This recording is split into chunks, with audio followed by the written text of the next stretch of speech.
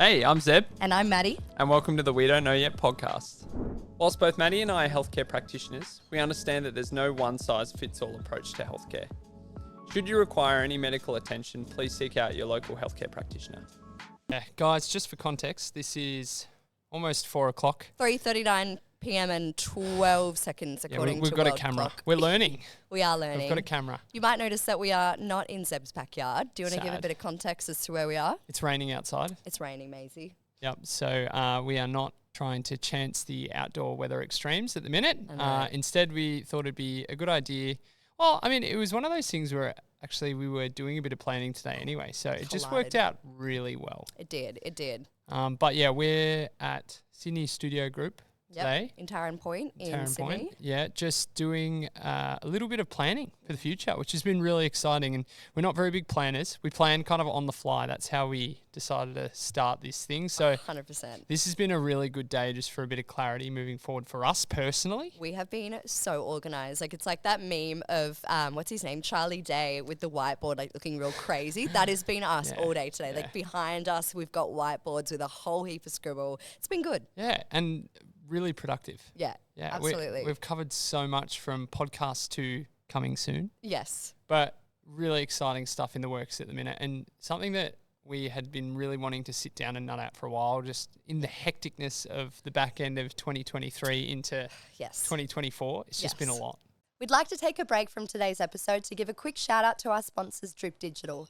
They manage all of our audio and video editing as well as our social media marketing. Without them, the We Don't Know Yet podcast wouldn't be possible. So thank you again. And as much as we love this, it is also not our full-time job. So we have to squeeze it in for the minute. Hopefully not forever, but at the moment we're kind of just juggling it when and wherever we can. Mind you, today, we both decided to put the foot down. We blocked out a full day, which was really big by us, but we picked up work elsewhere. We did. But yeah, really kind of cool way to start the new year. Absolutely. Doing something a little bit different. I would also like to apologise in advance for my voice. It's super nasally. I actually don't know what I sound like, but apologies if you're listening to this and being like, oh my God, she's so nasally. Yeah. I've been slammed back to back with viruses. My immune system's pretty well good normally. Apparently not. Yeah. We were saying on the last episode where we just recently spoke with Eden that Maddi is not very good at taking her advice of burnout. I know, but that's the most annoying thing though. So the past month I've been so chill. I'm like, why now? It's always, what's it, Murphy's Law? Yeah, that's it. Anyway. It's like finally when you decide to slow down and relax, that's when it just catches up with you and goes, Yeah, absolutely. But anyway, I guess we're not interviewing anybody today. We're just sitting down one-on-one, which we haven't done in a while. Yeah, and I think we originally set the goal of alternate hosts. Trying to host a guest and then just have one with us kind of going back and forth. But I don't know, I've really enjoyed the guest one. So I really like sitting down and having a chat with you. I really like the guest ones. So at this stage, I'm kind of just like we're just winging whatever's on the fly is on the fly. You know, we can go either way with it, which is cool. Yeah, if you prefer guests or you prefer just us talking, let us know. Yeah, let us know. If we're boring, feel free to... I'm sure we're not. I hope we're not. Their voices suck. Yeah, they sound really, really dull. They sound so unwell. Constantly unwell. Yeah, no, I feel like every time we have a guest, it's like a spark of fresh energy in the background. No, it's so good. And we both get so excited. Oh, it's great. Yeah, it is really good. Yes. But today we've got a bit to cover, actually. We do. Which is really exciting. Before that, though... How have you found the last couple of days? I have found them good. Yeah. I feel like this week of work's quite cruisy. Yep. Obviously, judging by the sound of my voice, I've been sick. So I've honestly just been relaxing. Yeah. I haven't really done any exercise. I think I did one session on Monday and I was like, that's enough. And it was very chill. So yeah, chill, but good. Yeah, I feel like this feels like the official first week of 2024. Like everyone's starting to wrap up their holiday break a little bit. Yeah. Everyone's coming back into it. We sat down with Eden on, I think it was Monday just gone. And she was similarly I'm just trying to get back in the swing of things at the minute. So January's just a blow off month, I feel. Even in February, I feel like March is where things really pick up. Well, I was talking to Gabby and even next week, we have the public holiday on the Friday. Oh, we did too, Australia Day. And we work Friday, Saturday. So we were sitting there going, we have Thursday arvo off, Friday all day off, Saturday, Sunday, and we don't work Mondays. That's 5 days in a row. I love that. Who knows what we're going to do? You guys should go away. Yeah, maybe. For sure. We're thinking about going camping for 2 nights. I can't imagine you guys camping. I'm sorry. What do you mean? I don't know. I can imagine Gabby because she's from Country Vic. Shout out to Country Vic. But I don't know. I feel like you give city boy. It's giving city boy. I'm a big city boy. Yeah. I do. I've done festivals in the past though. They've been big camping events. I actually really love a camping event. I love camping. It's so good. Yeah. So. How's your week been? Yeah, good. Like I said, it feels like first proper week of 2024. Last week was kind of like trying to really fit the mold of just getting back into things and seeing patients again, going back to work, trying to get a wrap under where we're at with this. Yep. And then this week's kind of felt a little bit normal. Yep. Which has been good, but everything else has kind of kicked off now. So basketball's back, full swing.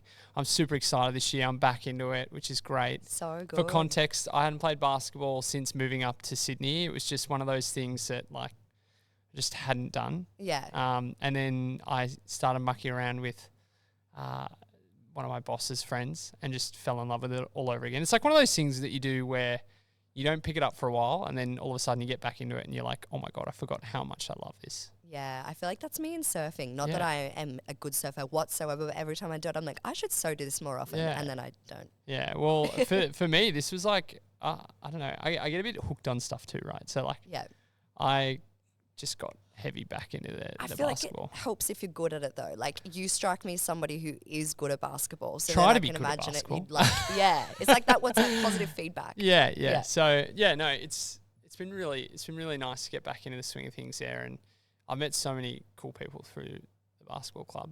Shout out to Sutherland Basketball Club. Woo! Amazing. But yeah, we're in pre-season at the minute. Mm-hmm. Starting to build. Season doesn't start until April, so we've got ages. Okay. Well, it's really good for the mind and body and soul. Mm-hmm. You know, I enjoy moving the body, so it's another excuse to get out there and move around. Yep. Amazing. Yeah. Who were we talking with hobbies about? Was it Elise?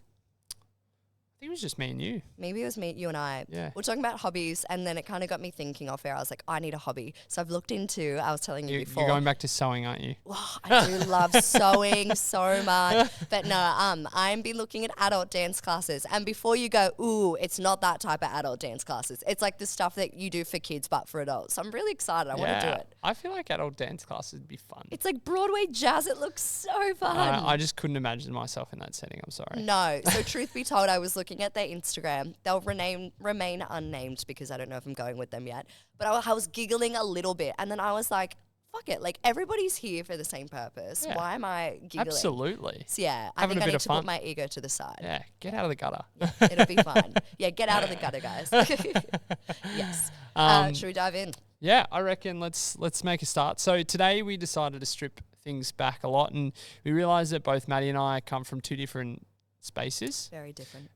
But we thought that it'd be a good idea to really dive into Maddie's world a little bit and talk a little bit about what she actually does for work and what she kind of sees on a day-to-day basis, because it's really interesting and something that's, I feel like the light's being shed on it more and more these days. Oh, for sure. So maybe first off, because I actually don't know if we've introduced your full titles, but no, hey. Yeah. Maybe just give us a little bit of an overview as to where you're at this stage in your career, because like for you in the line of work that you're doing at the minute, and we'll go into this a little bit later on, but it might be cool just to give us an outline of what kind of accreditation stuff you've done and how you ended up working in this space. Yeah, awesome. So I am an accredited practicing dietitian, or an APD. Basically, that's like, I guess the accreditation what's the word, process in Australia. Yep. I think in America it's like registered dietitian or something of the like. So I'm an APD, and also more recently I've become a credentialed eating disorder clinician. So that kind of encompasses the majority of the work that I do in my business, which is Sweetspot Health. I guess before we sort of go on any further, a bit of a disclaimer or a trigger warning. We will be discussing like disordered eating and eating disorders.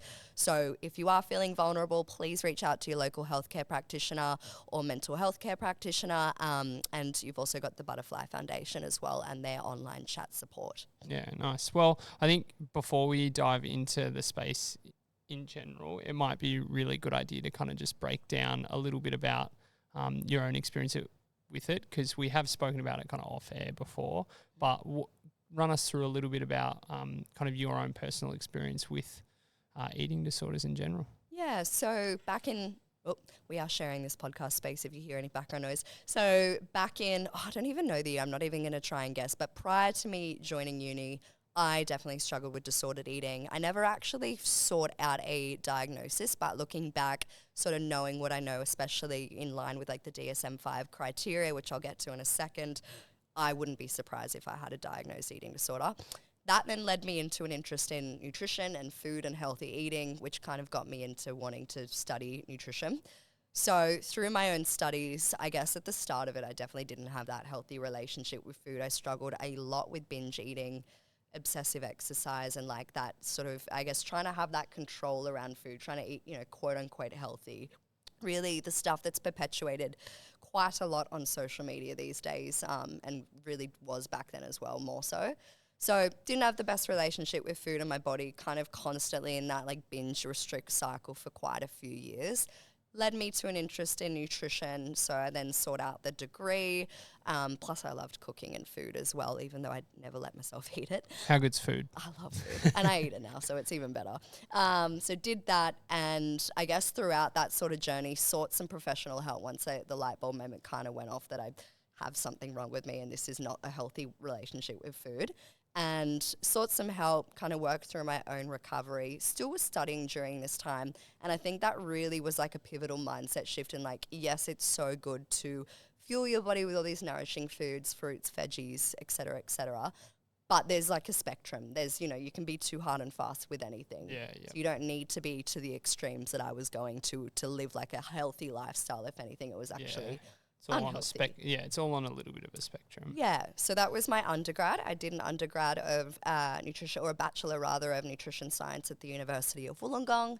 Had a year off, was a dead shit, travelled the world. It was really fun. And then realised that I wanted to become a dietitian. Very much healed at this point, really in a good place with food and my body image and that sort of stuff. So wanted to go into dietetics to just learn a little bit more about, I guess, the work that I could do in that space. So ended up getting early entry into Canberra University for the Masters. I was there for 3 weeks. I slept on my friend's lounge for 3 Nice. weeks. It was so nice. And then I ended up, COVID hit around that time. So I ended up getting late entry into the Masters program at Wollongong, which is a lot closer to home for context. So I ended up switching there. And then, did my degree, never looked back. I kind of got to the end of my degree 2022. Yeah, it was a 2-year master's.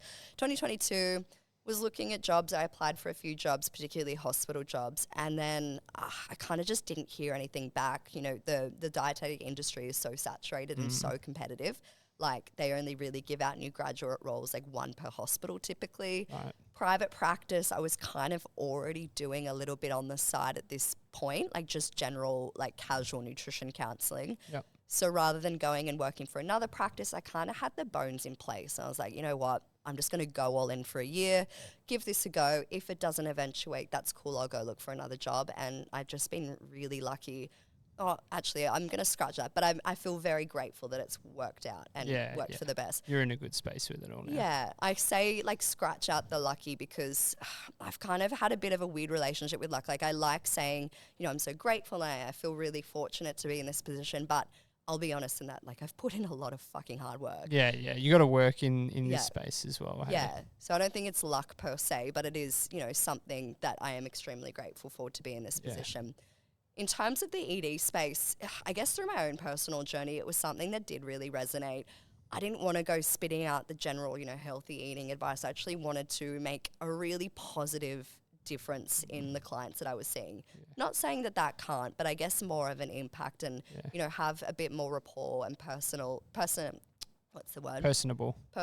thank you, relationship with those clients. So that kind of led me into that line of work. Obviously, anybody who works in EDs, it's a big pond. So I didn't feel like I could be the best practitioner I could possibly be doing that alongside a smorgasbord of other topics as well. Yeah. So while I do, non-diet nutrition and intuitive eating, that does complement eating disorder work really nicely. Like, I'm not going to be, a diabetes specialist or anything like that. Yeah, and I think as well, like you said, through your own experience of seeing those varying spectrums of things, you've been exposed to the fact that there's so much complexity to it. It does require a lot of your attention and your actual focus to then break down other people's variabilities in that space too. Yeah, absolutely, absolutely. And I guess throughout the rest of the pod, I don't want to get bogged down too much on diagnoses, because anybody with a lived experience of an eating disorder knows that diagnoses can chop and change throughout the recovery journey. Like, you might initially be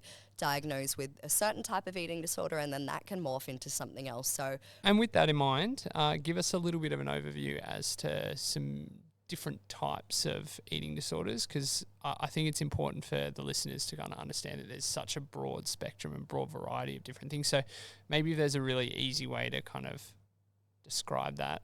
Yeah. And again, as I said earlier, like, I'll touch very generally. I don't want to bog down too much, but an eating disorder has to be met with a diagnosable criteria from the DSM-5 manual or criteria, whatever you want to call it. Essentially, it's sort of like certain points or certain behavioral traits and characteristics for each eating disorder. So we've got, anorexia nervosa, bulimia nervosa, binge eating disorder, other specified feeding and eating disorder. So under that, you've got like your ARFID. I'm not even going to try and remember the whole acronym. I just say ARFID. You've also got like picker and rumination disorder and certain other EDs as well. Okay, so there's a huge There's string. I honestly thought it just came under like a an eating disorder banner, but it really breaks out a little bit. Yeah. And look, while the DSM-5 is helpful to get people the access to the treatment and support that they need to recover, I am weary of really strictly sort of prescribing to the diagnoses, because not everybody, is going to resonate with that, all of the criteria under a certain ED. People fall between the cracks because no one ED looks the same as another. Like, everybody's so different. Yeah. So while it's helpful, it's not like, I don't personally, see it as like the Bible. Yeah, it's not. It's like anything in health, that, like we've kind of said along from the start, there's no one size fits all approach to it. Hey? Exactly. Okay, interesting. Yeah. Walk us through some really general like misconceptions of eating disorders, and if you need to as well, pull it back to maybe some of the particular types of eating disorders and what they're kind of perceived. I'm going to start that again. I'm like lost my train of thought. Do you want to talk through discussion on psychological and physiological aspects? I think the misconceptions, I don't think we do the psychological. Yeah. Just because that'll break into a lot of like particulars within the disorders. Is that right? I think it's quite pathologizing as well. That's the word I was looking for. Yeah. Okay. Yep. Maybe break down then a little bit further for us some of the misconceptions around eating disorders, because I'm sure there's so much that comes out in things like social media and stuff like that as well. Yeah. What does that look like on your front? Yeah, absolutely. I guess straight off the bat, like, the biggest misconception is that it only, is a mental health condition that exists in like teenage girls or young women. That is definitely not the case. So eating disorders across Australia affect, 4% of the population. I did have to look down. I've got my statistics written. 4% of the population, so that's around 1 million Australians, which is, far greater, I'm going to imagine, than the percentage of teenage girls in Australia. Yeah. So roughly an average, like 1 in 5 people living in Oz have an ED, which is pretty big if you ask me. Yeah. I guess off the back of that, one of the biggest misconceptions that I hear, or even as a practitioner sort of stepping and transitioning into this space, I'm not going to lie, like, I definitely had my own perceptions on what an eating disorder looked like and was, until you sort of get to work with clients and you're like, whoa, no, it's way more diverse than this. Yeah. So the biggest misconception I would say would be like, that it only looks like, quite an underweight or an emaciated person, and, the only main type of eating disorders would be, that of like anorexia nervosa or something quite restrictive. Yeah, the really probably publicised style of exactly or perception exactly of an eating disorder are those kind of really like visually noticeable ones, right? Exactly. And look, while that, percentage of the ED community is, or that, population of the ED community are absolutely worthy of like treatment and care and support, they're not making up the bulk of people living with an ED. Like, most people living with an eating disorder have binge eating disorder. Yeah. I think it's around 47% of people living with an ED have binge eating disorder.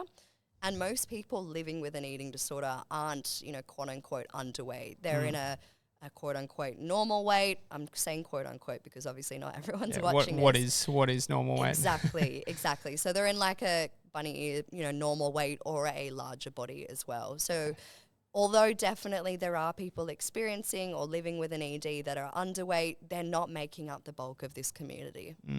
Okay, crazy.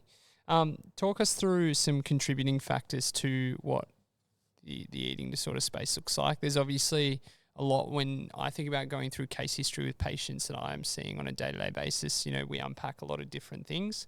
I'm sure it's the same working within the eating disorder space. You're actually trying to unmask or, root up what the underlying factors are to that eating disorder. Talk us through a little bit about what you've experienced in your private practice in relation to that. Yeah, well, look, as I said before, like no one ED is the same. Everybody's got a different sort of history with the ED or a different precipitate. I'm going to start that again. Yep. Yeah, look, as I said, like no one ED is the same. Everybody's got their own journey of, their eating disorder and how it came about. I guess if I were to sort of generalize how it can come about or the risk factors that are involved, we've got like, societal risk factors or social risk factors. So social media, engaging in dieting behaviors, even like experiences. Oh, fuck, why do I keep fucking that up? That was good. Yeah, I'm going to start that again though. Yeah. Yeah, look, as I said before, like there's no one ED that's the same. Everybody's got their own journey with the eating disorder and how it came about. If I were to speak quite broadly and quite generally, we've got like societal or social risk factors. So engaging in dieting behaviors or going on social media, that's a really big one, particularly in, the generations coming through. Yeah, and TikTok. even advertising, marketing, like big gosh. brands that are designed to really capture people's attention can send people into those spaces, right? Absolutely. And, the media that we do see at the moment and in all forms of media really perpetuates that thin ideal, which is hard to ignore when it's sort of slammed in your face 24/7.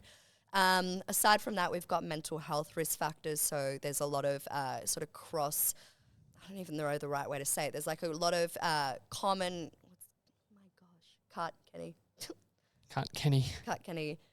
Aside from that, we've also got like a lot of mental health risk factors. So people living with anxiety or depression or bipolar disorder or people who have experienced like trauma in their life. Eating disorders can often come about as like a coping mechanism or an emotional regulation tool. Obviously, I'm generalizing here, but just speaking quite broadly to what I've seen in practice. We've also got genetic factors. So eating disorders, we know now, they do carry quite a strong genetic risk. Right. I didn't even think about that because genetics is something that we bring up so much in like a musculoskeletal world and looking at people's predisposition, not just musculoskeletal, but in general in health, like we look at people's risk of cardiovascular disease and all that kind of stuff as well. So it's really interesting. I never thought about the fact that an eating disorder could follow a bit of a genetic predisposition too. Yeah, well, like their mental health condition, right? True. It's kind of the same as like anxiety or depression or, any other schizophrenia, that sort of stuff. Yes, so definitely, I guess more, if I were to generalize, we've got like social or societal influences. We've also got like mental health influences or things that come about in our lives, and the ED serves as a function to cope. And we've also got like a bit of a genetic risk as well. Yeah, nice. Yes. And then so how do you usually start unpacking this with some of your patients? Because I think obviously you're in the space of trying to generate a little bit of recovery and support for some of these clients of yours. And they're people that have reached out to you to actually start that journey. What does that kind of process look like for you? Yeah, look, I think at Sweetspot Health, which is, I guess the clinic that I run, and I have 2 dietitians at the time of recording that are a part of my team, and they're amazing. I love them. They're also ED clinicians, so it's been really cool to build up that sense of community and a team to support our wider community, better. What we try to do and how we try to sort of, I guess, differ from, stock standard clinical dietetics is we really want to bring in that human element. Because myself, I have a lived experience of disordered eating, ED, I really do want to make, I guess, recovery not feel so clinical, not feel so sterile, which I guess has sort of been the story for, quite a long time in the field of dietetics, particularly in ED treatment. Obviously, with that being said, we still really maintain that evidence-based approach to treatment, but we just make it a lot more human-centered and a lot more personable. We really like to connect with our clients. We try our best not to tell them what to do unless we absolutely have to for safety reasons. We really want to empower them to make the changes and to make recovery possible and long-lasting. Motivate them in a way to actually start that journey and progress through their space. Yeah, absolutely. And what does it look like then as well? Because I'm just thinking, obviously going back to talking about the fact that this falls under a little bit of a mental health space as well.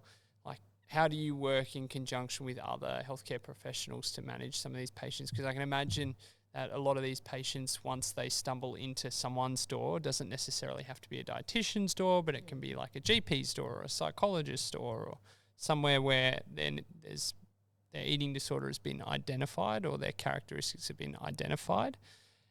How do you navigate that team space of working then with other clinicians as well? What does that look like from your perspective?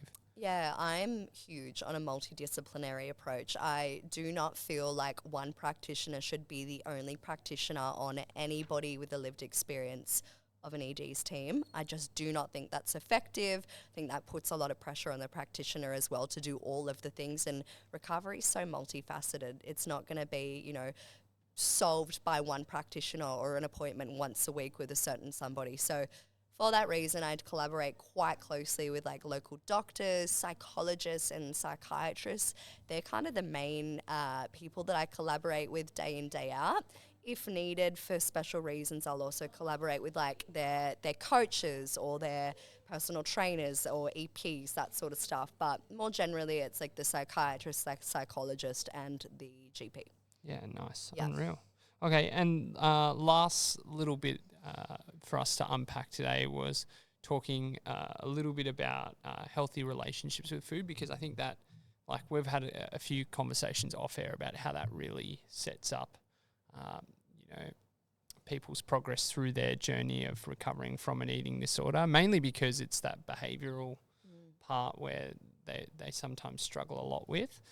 How do you find in today's day and age people's relationship with food? Because there's so much out there that really does put people off food in particular scenarios. So what does that kind of look like for you? Look, I'll explain it to you how I explain it to my clients, right? I kind of think of it as a spectrum with three main, stops or landmarks. So at the one far end, we've got like normal eating, or what I would classify as normal eating. And that I guess if we were to put a label on it, would be like intuitive eating. So being really in tune with your body's needs, fueling or nourishing your body with, all the foods that are good for it, but also not restricting yourself, like eating in a way that feels good to you, both mentally and physically. In the middle of the spectrum, we've got like disordered eating. So I would categorize most of our world to be there. So that's like engaging in dieting quite frequently, restricting certain foods or food groups, or engaging in excessive exercise, having a poor body image, like sort of what we are seeing mainly at the moment in this day and age in society. Yeah. And then at the other far end of the spectrum, we've got like an eating disorder. So it's like normal eating, disordered eating, where most of us are, and an eating disorder. The analogy that I use, so it's like genetics or, certain predispositions. I hope I said that word right. Yep. Predisposition. You all know what we mean. Gosh, not again. This is like the whole hello at we don't know yet .podco thing all over again. My words aren't wording. Yep. So, certain genetic factors or other risk factors, as I said before, like trauma or mental health conditions, load the gun. And then engaging in, disordered eating behaviors like dieting or intentional weight loss, pull the trigger for an ED. Yeah. So most people who are in that middle range, they're not going to go on to develop an eating disorder, luckily, thank goodness.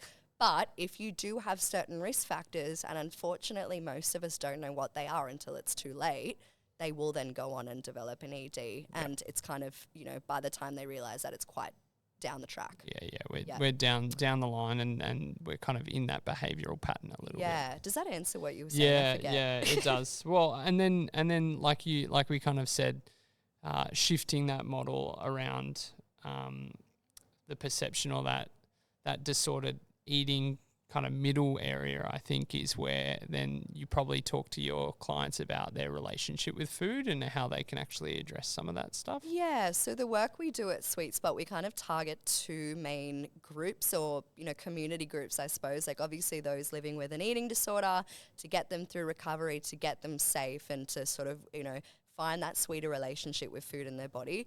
But to prevent that even, I guess, or to prevent more and more people in the community amounting to the people that are already living with an ED in the community, we also want to help those people in that middle range that I was describing before find that sweeter relationship. Yeah. So really moving away from disordered eating to a more normal approach to eating and boosting their body image, so that they then don't progress further down the track towards an ED. Yeah, it's kind of like stopping it right in its tracks before it gets too far. Yeah, absolutely. Oh, nice. There you go. Any practical tips for building a bit of mental resilience in that space then? Because I think it's something that, like, we all, like you said, not suffer from, but deal with on a day-to-day basis, trying to keep up with societal norms and things like that.